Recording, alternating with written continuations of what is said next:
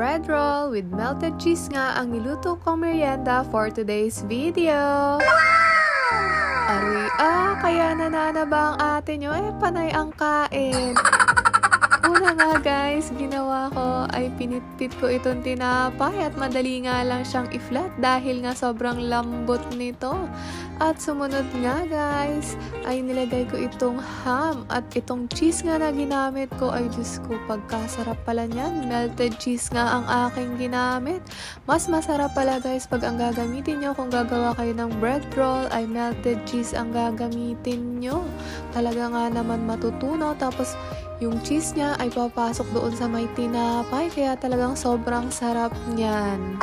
I-roll nga muna natin lahat bago natin isasawsaw sa may egg at saka sa breadcrumbs. Tapos, lagyan nyo lang ng toothpick guys para hindi siya bumuka kapag ka-ifa-fry natin. At heto na nga guys, ididip natin ng maigi, dapat basang-basa siya sa may egg. Tapos, lalagyan na natin ng breadcrumbs. O, diba? Simpleng-simple nga lang tong gawin guys, at pwede nyong gawing pambaon ng inyong mga anak at pang merienda. Madali na nga siyang gawin guys, mura pa yung ingredients at saka napakasarap talaga. Alam niyo ba guys kung bakit ako nagluluto ng mga ganito klaseng pagkain? Dati kasi guys, hirap kami sa buhay, hindi ko naranasan yung mga ganito na mga pambaon, tapos pumapasok ako sa school na walang baon, yung mga ganun ba? Naranasan nyo din ba yung mga ganun? Tapos minsan nga naranasan ko pa, minsan wala kaming may ulam, o diba, napakahirap ng buhay noon. Alam ko maraming batang 90s yung mga nakaranas ng ganung buhay, kaya nagsumikap ako guys na makapag-ibang bansa para naman maranasan ko din yung ginhawa at maranasan din ng magulang ko at mga kapatid ko.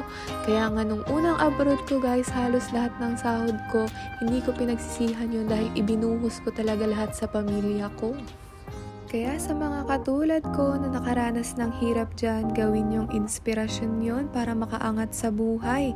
Hindi yung manlalamang kayo ng kapwa or maiinggit kayo, sisiraan nyo, tapos ikakabagsak ng tao.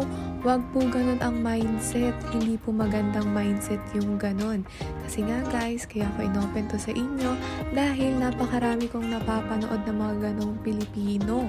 And yung mga vlogger na mga umaangat, ang daming nagda-down sa kanila, tapos mga kamag-anak or mga kalahi pa nila, mga ganon.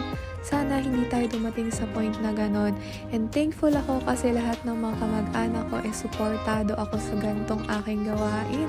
So yun lang guys for today's video. Thank you for watching and follow for more. O diba, sarap na sarap yung ate nyo. Bye-bye!